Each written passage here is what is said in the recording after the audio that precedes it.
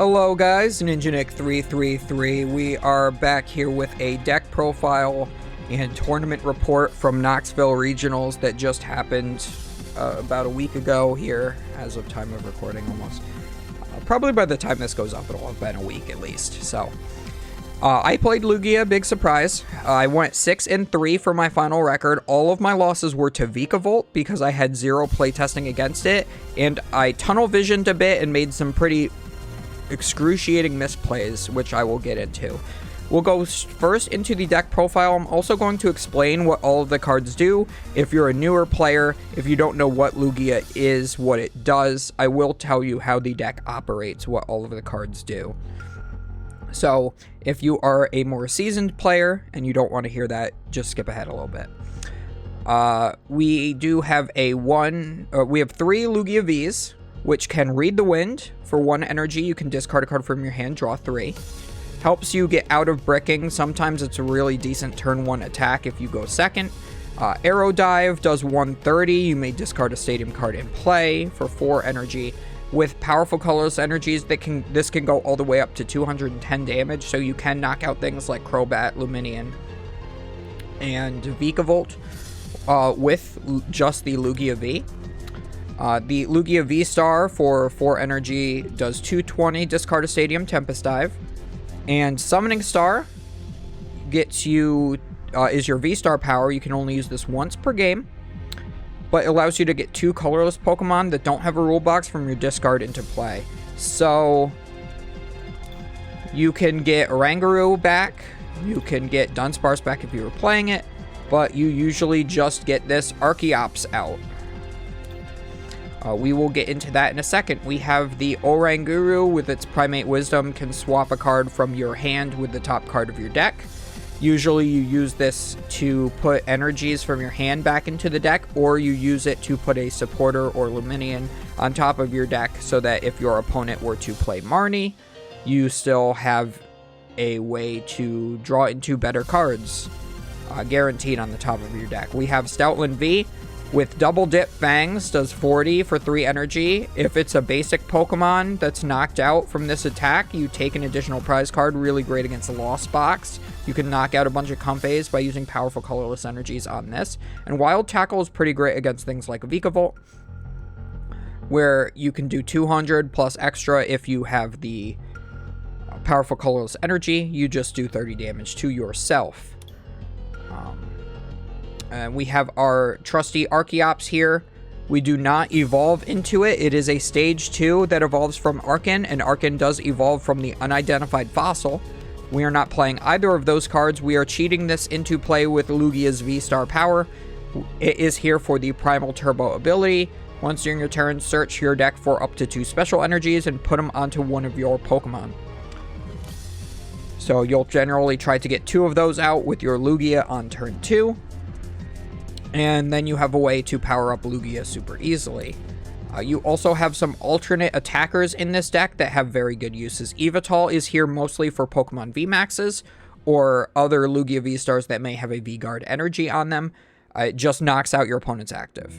Does not worry about Duraludon VMAX's ability, where it can't be damaged by Pokemon that have special energy on them, because this does not damage. It's an effect of an attack to knock it out. You just have to watch out for things like Big Parasol, which prevent effects of attacks. That would neutralize Amazing Destruction from being able to do anything. This works great with 3 Auroras or 1 Heat Fire, 2 Auroras, and then a double Turbo. Then we have the Radiant Charizard. Probably one of the worst starters in the deck, but if your opponent starts a V Pokemon, it then becomes okay. Combustion Blast does 250. It's a 5 energy attack, 1 Heat Fire, and 4 of any color. You can't use Combustion Blast 2 turns in a row. And then you have the Excited Heart ability. For each prize card your opponent has taken, it costs 1 colorless less. So if your opponent has taken 4 prize cards, your attack cost is 1 fire. If your opponent has taken 2 prize cards, your cost is 1 fire, 2 of any color. So it is really good. You can only play 1 Radiant. We choose to play the Charizard because things like Radiant Greninja, we don't really want to be discarding special energies. since there is no way to recycle special energies. And other things like the Radiant Gardevoir just do not really get you very far. The Radiant Charizard is just great as an additional attacker. This deck likes to have multiple different attacking options. I have the Amazing Rare Raikou here as well. For 3 Auroras or a Speed Lightning and 2 Auroras, we do Amazing Shot, 120 and 120 to the bench. With a Choice Belt, this can one-shot a Lugia, VStar, and knock out a benched Oranguru, or benched, you can knock out benched Dunsparces while setting up some damage on a Lugia V. You can boss up, say, a Lugia V, knock that out in one hit, so long as they don't have the Dunsparce down, etc. It's really great against Lost Box because all their dudes are tiny. We have the Pumpkaboo just here for the Pumpkin Pit to discard a stadium in play when you bench it. This is great against decks that play Path to the Peak like Mew. Some variations of Lost Box, because you do not want Path to the Peak in play because that stops Summoning Star from being able to be used. It also stops you from being able to use Luminous Sign on Luminion. When you bench this Pokemon, you can grab a supporter from your deck. Luminion also a pretty great attacker, again great in the Lost Box matchup where you can just hit for 120 and shuffle this back into your deck. So you can grab something like a Boss's Orders, put up with the Luminion, then retreat into it, charge it up with the Archeops, and then just shuffle it back into the deck while taking a knockout, and then put something useless up like maybe Pumpkaboo that isn't, or Oranguru that isn't giving you as much value anymore. And then 1 Manaphy with the Wave Veil to prevent bench damage. So if you go against an opponent's Raikou, that will stop their damage. It's also very important to stop Radiant Greninja, since it can snipe 90 to 2 Pokemon. The Lost Box decks will normally go 90 to 2 of your Archeops, and then on the next turn use Sableye to put 6 damage counters on each of the Archeops, which is a total of 150 on each of them, knocking them both out over the course of 2 turns. It's a really dirty play, so you want Manaphy in play to counteract that. So that's the Pokemon. Then we have the trainers. Escape Rope was the tech of the tournament for a lot of Lugia decks. My friend Chris came up with this idea, and a lot of other people were also testing this as well. You just switch both players' Pokemon. Your opponent switches first. So if you are going first in a Lugia mirror and your opponent only gets 1 Lugia V down, that's their only benched Pokemon that's forced up by the escape rope, you put up your Lugia and you one-shot them. Then they don't have a Lugia in play for turn 2 to Summoning Star. And this one card can effectively win you a mirror in that particular situation. There is also an Evolution Incense we have 4 copies of to get into our Archeops and our Lugia V-Star. Usually you use Evolution Incense in combination with Ball Search in order to discard the Archeops. We have 1 Lost Vacuum. I would like to play 2. There's not really room for 2, especially in this exact build of the deck. This is just to remove Path to the Peaks and Big Parasols. Usually you don't really have any use for this outside of those. And for those who don't know, you choose a tool or a stadium that's in play, and you put it in the Lost Zone, but you have to Lost Zone one of the cards in your hand to play this. So, we have 4 Quick Ball to discard our Archeops and search for a basic Pokemon. We have 4 Ultra Ball to discard an Archeops and search for any Pokemon, or maybe an Archeops of our own, to then discard with a Quick Ball. There's a lot of times where I go Ultra Ball away Archeops to grab Archeops, Quick Ball away that Archeops to grab Lugia, etc., etc. We get into our supporters here. 2 Boss's Orders, one of the best cards in the game. I missed Pokemon Catcher. That wasn't a flip because it was better than having to play your supporter for turn, but I understand why we have it this way now. Switch one of your opponent's bench Pokemon with their active. Gusting effects have been good for the entirety of the game of Pokemon. They are very necessary at times, and this can just allow you to win the game sometimes. If you have a Quick Ball, you can Luminion for Boss's Orders to grab their V Pokemon off the bench, take your last 2 prize cards, and you win the game.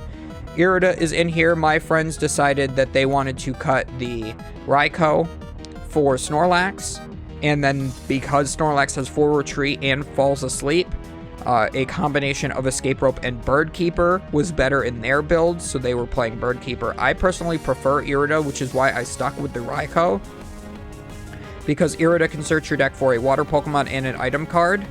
So you can grab Manaphy, Evo Incense, or Luminian Lost Vacuum, and things like that. There were 2 games in a row in a Lugia mirror where I ended up using Irida to grab Evo Incense for Lugia VStar in order to Summoning Star out my 2 Archeops.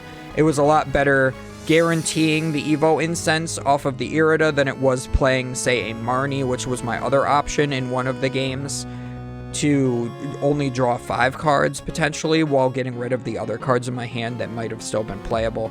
We do have 2 Marnies in here. It really should have been 3 in hindsight. I almost put it to 3, cutting one of the Serenas. Each player shuffles their hand and puts it on the bottom of their deck.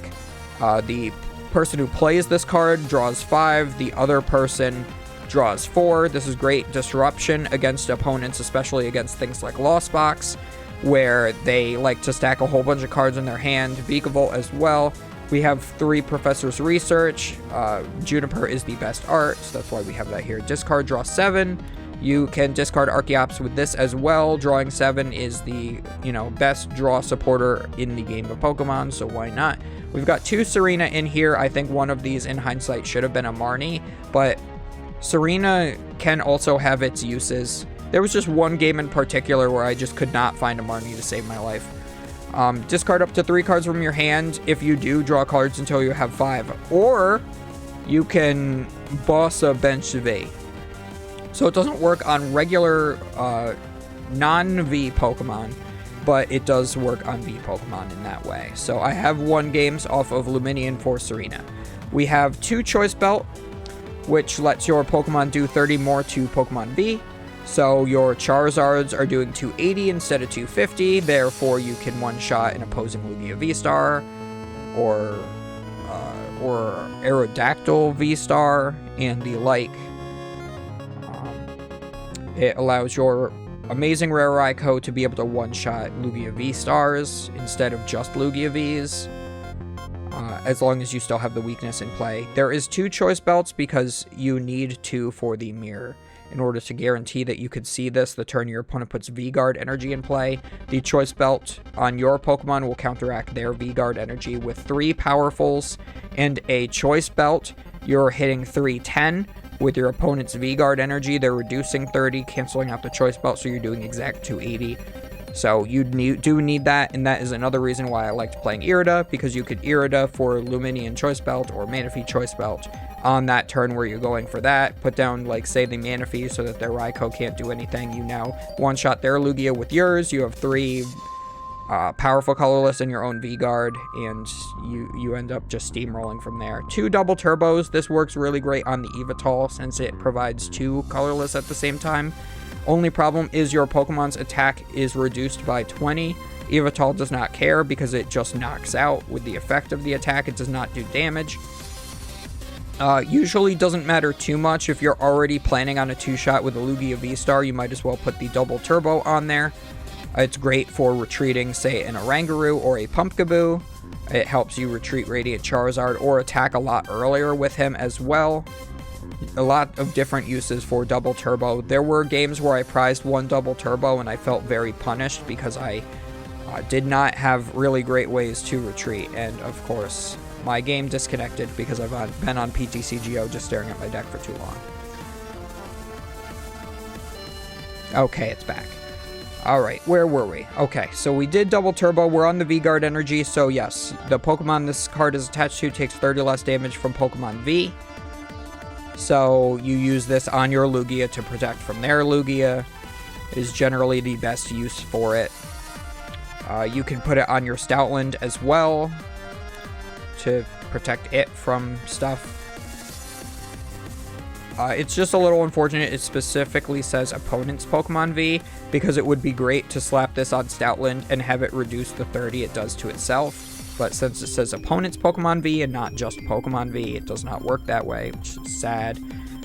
We have 4 Aurora energies for the Charizard, the Luminian, the Yveltal, and the Raikou.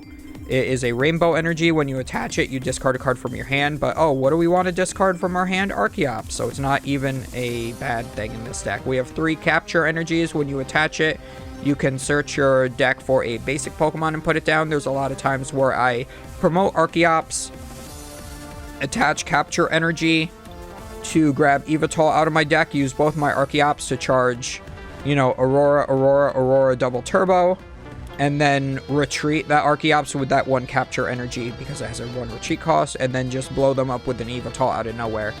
So capture energy is amazing in this deck. My friends who were playing the Snorlax version did cut the Speed Lightning since they were no longer playing Raikou and put it up to 4 capture energies. So again, if you are willing to go in with the Snorlax, I think that that is the correct way to do it. Their differences were -1 Speed Lightning, +1 capture, Bird Keeper instead of Irida, and then the Snorlax instead of Raikou is basically how they played that. Chris was also playing a Drapion, Alan was not. And then the other guy in our room, Xavier, he was playing Flying Pikachu in his deck, so his was completely different than mine. We also have 1 Heat Fire, works on both the Yveltal and the Charizard as a fire energy. It also gives Radiant Charizard an additional 20 HP. That does not work on any of the other Pokemon since they're not fire. The Powerful Colorless Energy is probably the best card in the deck. It lets your colorless Pokemon do 20 more damage, much like the Strong Energy of old, which I was very much a fan of and played for a long time, the entirety of the time that it was legal. You put these on Stoutland so you can one-shot things like Comfey and Sableye and the like with the double dip fangs. Even maybe Dunsparce in the mirror match, it's really great for as well. I'm pretty sure at some point I knocked out a Pumpkaboo with it during the tournament in the Lugia mirror, so that was kind of fun. And it also lets your Lugia one-shot theirs, of course, which I've already gone over. With 3 of those, you go up to 280. It also lets your Archeops with 1 of them and 2 of any other energy one-shot Regis. And then you have the 1 Speed Lightning. If you attach it, you can draw 2 as long as you attach it to a Lightning Pokemon, which would be Raikou. I did actually finally get a draw 2 off of this card.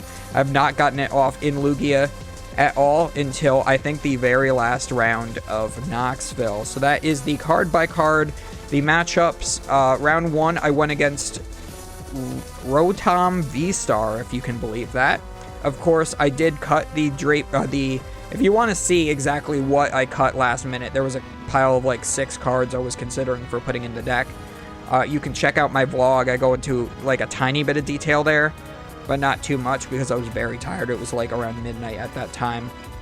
But I highly recommend the Knoxville vlog. This will be in the same playlist, so you guys should be able to find that there on my channel pretty easily. But as I was saying, I went against Rotom V-Star round 1 because I had no Dunsparce. It was pretty rough. My opponent made a crucial mistake in game 1 where he lost owned 1 tool card, saying 120 times 2 for weakness is 240, and then paused, staring me in the eyes for a few seconds. So I go, okay, and I put 210 in damage counters down on my Lugia, and I said the V-Guard energy reduces that by 30. And then I go, I'm about to draw for turn, and he goes, oh, and he picks up his discard pile, grabs another tool out of there, moves it to the top, and then puts it in the lost zone. And I'm like, no, you can't go back. So then I called a judge. The judge said, yes, he can go back because you did not reach damage calculation yet. And I'm like, what is this, Yu-Gi-Oh? So, like, he already decided on the amount of tools he was lost zoning, and we already put down damage counters, so you can't go back and change it. So so he conferred with another judge, and they're like, yeah, it's a 2-prize penalty. And I'm like, well, can we appeal to the head judge? And he's like, sure. Gets the head judge, and head judge is like, well, yeah, you already put damage counters down. You can't go back. So my Lugia V, because of the V-Guard energy, lived on 210. And I got a second Read the Wind off in that game. I still lost that game 1. But we got a 15-minute time extension, so if you were at Knoxville and you were wondering why round 1 was taking so long to, round 2 was taking so long to pair, my bad. I bricked game 1 with Lugia, and if I did not do that, then we would not have had to wait so long going into round 2. But anyway, the tournament ended up finishing like right at 9, which is really great for a regional, so like a 12-hour regional for 9 rounds is actually really great, especially with a lunch break. But yeah, so because my opponent happened to be playing Sky Seal Stone in their Rotom VStar deck, that took me by surprise, but in hindsight, I should have realized that that is something that deck plays. They play a bunch of tool cards just to Lost Zone them, so why wouldn't they play Sky Seal Stone? He was also playing Forest Seal Stone as well, but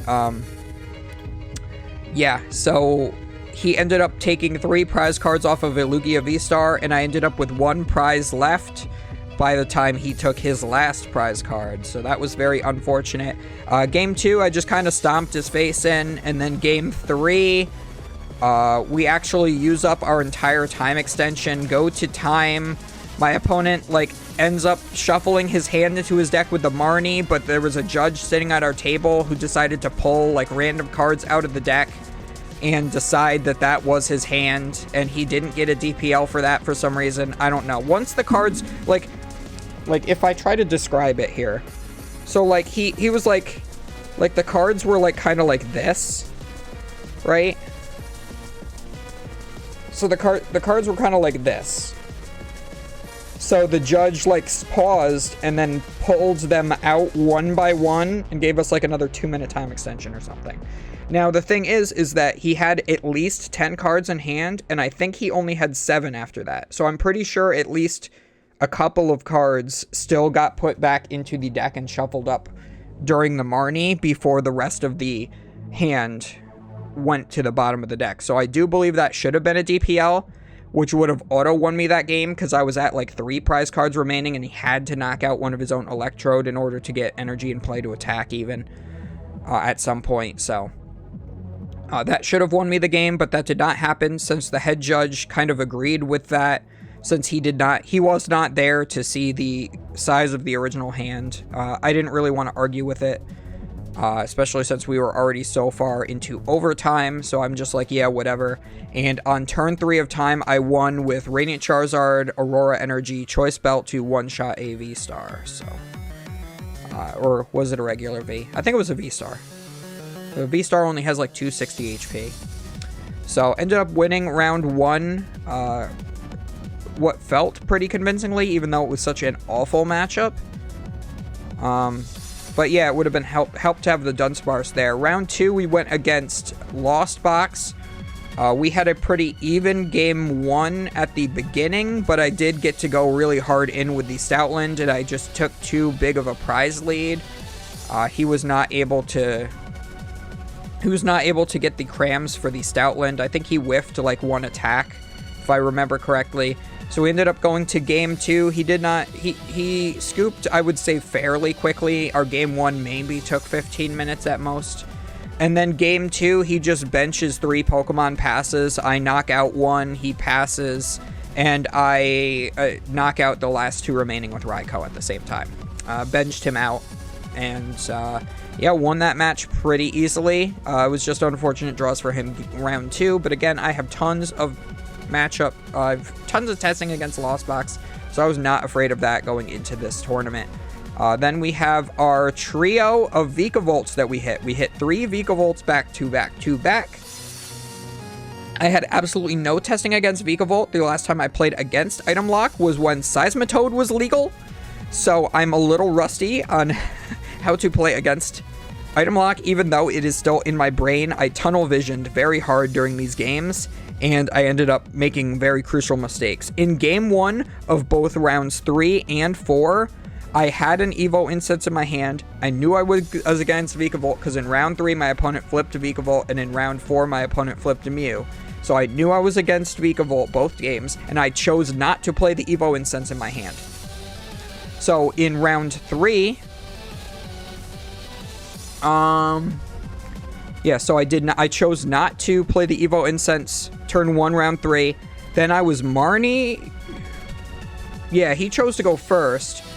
And then on my first turn, when I went second, I chose not to Evo Incense because my brain didn't work for whatever reason. Then he played Judge, I believe. And I got a new hand that was Lugia VStar, Archeops, Research, and then I top-decked Marnie.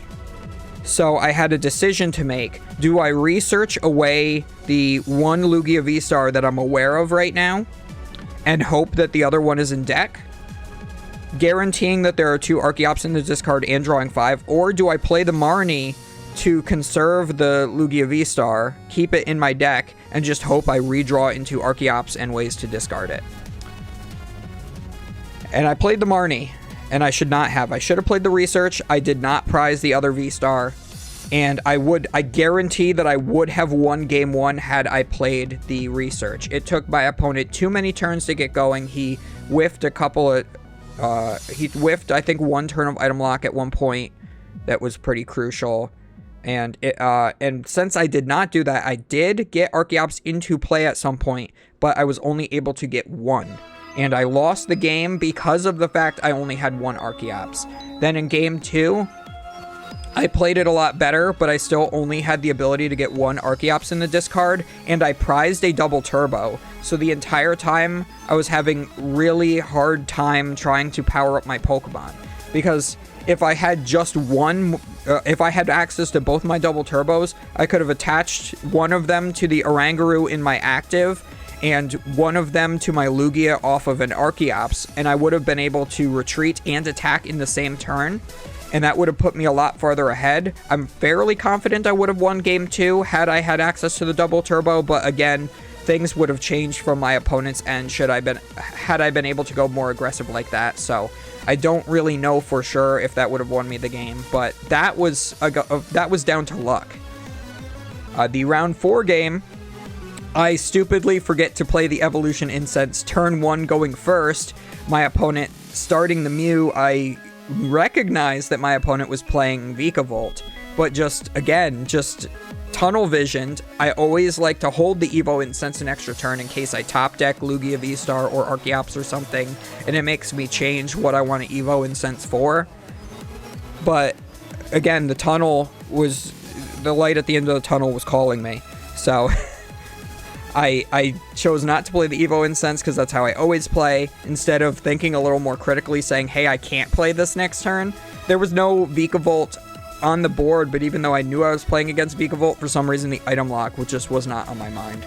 So I end up screwing that up, and I essentially throw that game because of that, because I also had an Aurora Energy in hand. I had actually 2 Aurora Energies in hand.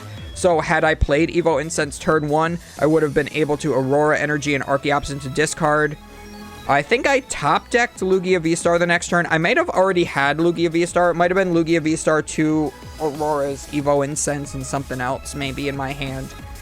I don't remember if I top-decked the Lugia or if I already had it. If I already had it, I definitely would have been able to get 1 Archeops into play on my second turn, and I would have just steamrolled from there. But of course I did not do that, so I ended up having a very close game 1 that I almost managed to squeak out, but I mean, I ended up being like another 2 turns behind that I shouldn't have been, and ended up being 1 turn away from winning because of that. And then game 2, I went Luminion, Aurora Energy, Choice Belt Pass, and they went attack with Raikou on my first turn. I win. So I said, all right, whatever. So then we went into the lunch break, and lunch break was after round 4. I just played some Smash, no, not Smash, the Pokemon Stadium. I played some Pokemon Stadium 2 minigames, and the controller was pretty crappy, and I kept losing to the CPUs, when I tried to do, like, the gym leader tower and stuff, and I got really frustrated at myself even more, because I was already on tilt. But by the time that the round actually started, my opponent in round 5 was very friendly. It was able to calm me down a little bit. I got a lot off tilt. However, he was also playing Vikavolt. Thankfully, he was not playing Vikavolt with the Muse. He was playing Vikavolt with Regieleki VMAX. So his version was a lot more aggressive. He did actually end up one-shotting my Lugia V-Star with the item lock attack at one point. Or maybe it was just the regular Lugia V.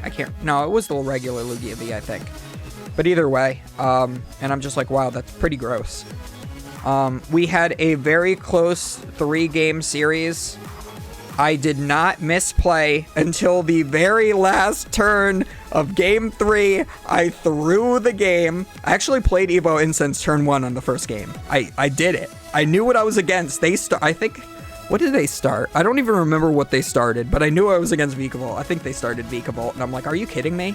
I'm like, this is my third Vikavolt in a row. He's like, really? There's that many of them in the field?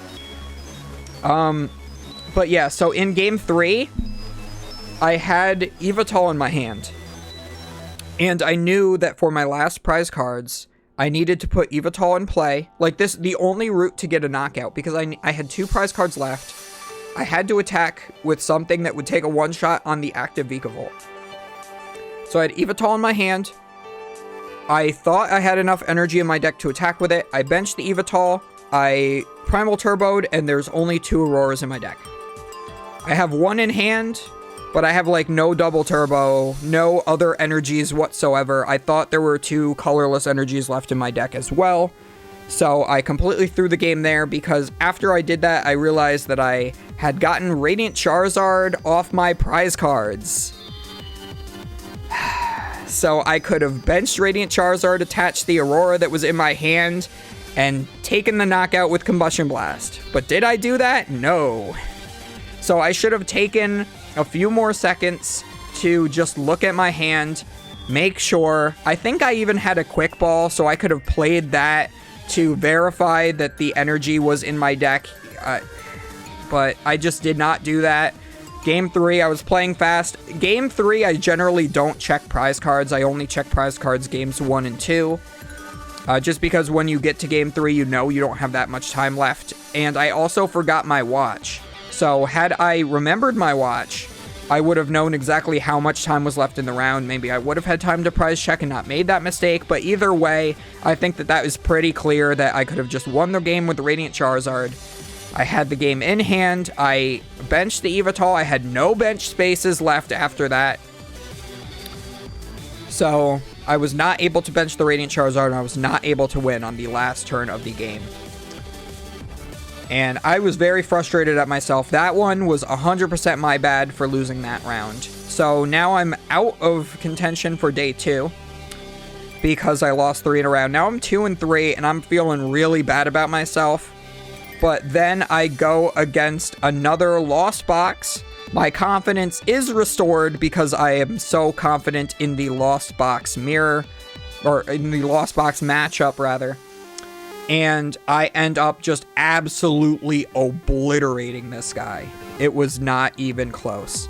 And then, I mean, there's really not much to say. Like, I did more Stoutland things. I never attacked with Raikou, I don't believe. But I just, I was able to just attack with Lugia VStar multiple times. I was able to attack with Stoutland to clean up the game.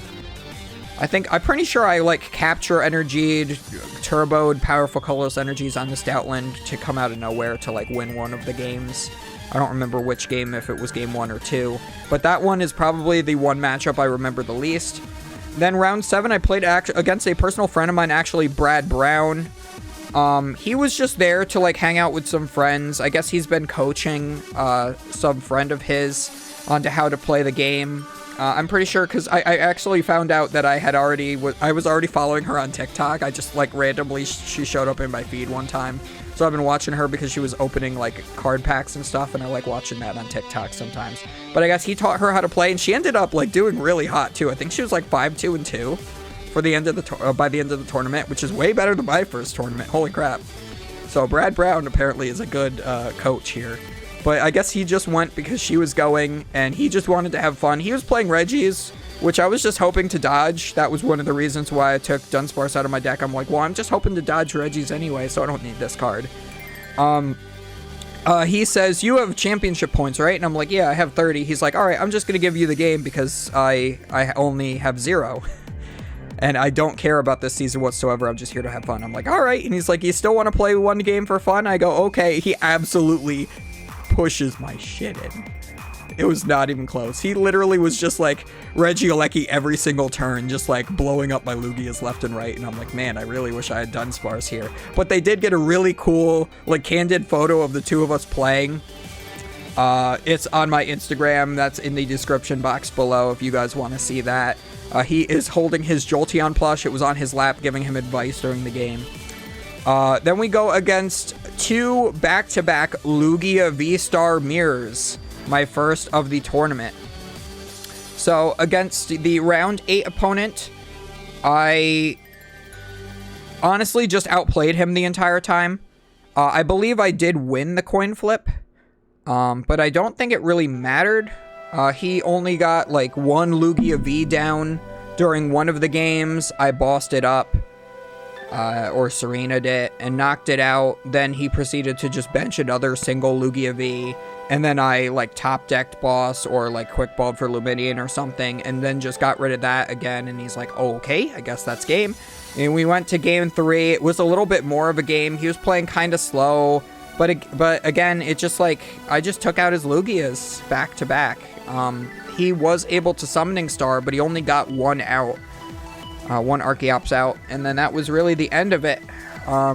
Pretty landslide victory there. And then my final round there is kind of funny. I started at table 115 and ended at 116, if you see that there. My last round, I played against who I would consider actually a good Lugia player, compared to the one before that. And he was definitely going for points as well. So he's like, do you even think it's safe to ID? And I told him, and I'm like, I know 531 is going to be a huge bubble, so I don't think we should ID, and I know my resistance is bad, so I'm not going to ID. And he's like, okay, that's fair. So we did play it out. And game 1... Was it game? Yeah, game 1. He goes, we both start Oranguru. We laughed about it. He goes, I can't remember if I went first or if he just drew past. But either way, I think he went first and drew past. Then I benched a Lugia V-Star, only got 1 down, which was fine in that situation. I passed, and then my opponent is able to go Lugia V, Luminian for, I don't remember if it was Marnie or I think he went for Research. And he started getting all set up, but then I had the Escape Rope in hand, so I was able to evolve to Lugia V-Star, get double Archeops into play. I charge up my dudes, I play the Escape Rope, which forces one of his 2 prize Pokemon active. So he could have chosen either a Lugia V or a Luminian. Either way, I'm knocking it out, and I'm able to take not just the first prize, but the first 2 prize cards, and it effectively made it feel like I was going first. And because of the advantage that the Escape Rope offered me, I was just 1 turn ahead the entire game. It was a little bit back and forth, but I managed to continue staying ahead that 1 turn. And I managed to win the game off of that, thankfully. And then game 2, he just bricked. Like he bricked almost as hard as the game where I went Luminian past. I don't remember the exact details, but I'm pretty sure it was just he benched Lugia, I bossed it. He benched Lugia, I bossed it. Like, I'm pretty sure that's how it was, but I'm not 100% sure. I don't really, that it's a little foggy at that point, but I did manage to clean up that game. I went 6-3. Oh, I should mention the round 6, I just remembered this. We actually did have a game where I did brick super hard and I had to scoop early. And since my opponent was playing fairly slowly, we ended up going to time in game 3. I was up like 3 prize cards, I believe. I had taken 3 prize cards. He had not taken any. He was still not even set up. We did naturally tie after those turns to get me to like 3 or 2 prize cards. I think it was 3 prize cards remaining. Well, my opponent said, hey man, points don't really matter to me, so I'm just going to give you the win since you were going to win anyway. I should have, going into it, offered the gentleman's agreement to go buy prize cards, which I would have honored had I actually lost, but he was nice enough to give me that win. So while I went 6-3, 2 of those wins weren't as completely earned as I would have liked them to be, and all of my losses felt a lot more winnable. I just, like, one of them I definitely won. The round 5 I definitely won, but I did not make the final play to win the game and threw it. And at least game ones for both rounds 3 and 4, I should have had a lot more of a chance in than I did, but I threw those. So it's like I kind of got almost handed a couple of wins, and there were 3 losses that I really just gave myself. So this whole tournament just like felt really off. Like it kind of left a bad taste in my mouth just by my own like level of play. And it just goes to show that I still need to play test more against different matchups. I was very comfortable with the deck itself. I should have been comfortable pivoting off of this list to go into the Snorlax version that my friends were playing. However, I do not think that that made any difference in my record. And I also believe that not playing the Dunsparce made no difference, because the escape rope is what I would have cut to make room for the Dunsparce, and that is what won me round 9. And I never drew escape rope any turn during any of the 3 matches against the Vikavolt decks. So I never would have seen Dunsparce anyway, because I would not have the option to play a Ball Search card. I would have had to burn all my Ball Search cards to get the Lugias and stuff into play anyways at the beginning. I would have not had any extra Quick Balls or Ultra Balls in order to get the Dunsparce anyway in those matchups. So I would have had to hard draw it, and I never saw Escape Rope. So I truly believe that the only matchup that the Dunsparce would have helped in was round 1, and I won that anyway. So I do think the list is solid. I think that my friend Chris and Alan's lists were solid with the Snorlax, Bird Keeper, and 4th Capture Energy is what they were playing. And then Chris also had a Drapion. I think he cut one of the choice belts for it. I think he threw in the 2nd choice belt last minute, but I don't remember what he cut for it. I would have to look. Chris got 88th. He ended up making day 2. I think he was like 6-1-2 or 6-2-1 or something going into day 2. Our friend Alan there ended up not doing super well. He gets very unlucky. He tied a bunch of games and ended up losing some gentlemen's agreements in ways that he did not wish that he would have lost them. And my friend Xavier, who started like 5-0, ended up 6-3. And he was the one on the Pikachu version. He was going really hot for quite a while. But if you guys want to see all the other details about this tournament, you go and check out the Knoxville Regional Championship vlog that just went up on the channel fairly recently. Again, it will be in the Knoxville playlist. If you want to go to the playlist the playlist tab on my channel. And guys, if you have not subscribed already, if you've made it this far, you definitely should subscribe. As of the time of recording, about 15% of watch time right now is from subscribers. I would love to get that number up. If we can get our subscriber numbers up and our watch time up, we can get remonetized at some point, which would be pretty sweet. I remember the good old days when I was monetized for literally no reason as a kid, playing really bad Let's Plays. Oh god, don't go back and watch those. I really don't recommend it. But yeah, make sure you guys like and comment and all that, because those feed that YouTube algorithm. He is a hungry boy. And we will see you guys next time for some more Pokemon action. We might stream this deck on Twitch one of these days. It might be before this goes up. So just if you're not following the Twitch, follow that as well. We also got the Instagram, the Discord, the TikTok, all of that good stuff, all the social medias in the description box below. So check those out. We will see you guys next time.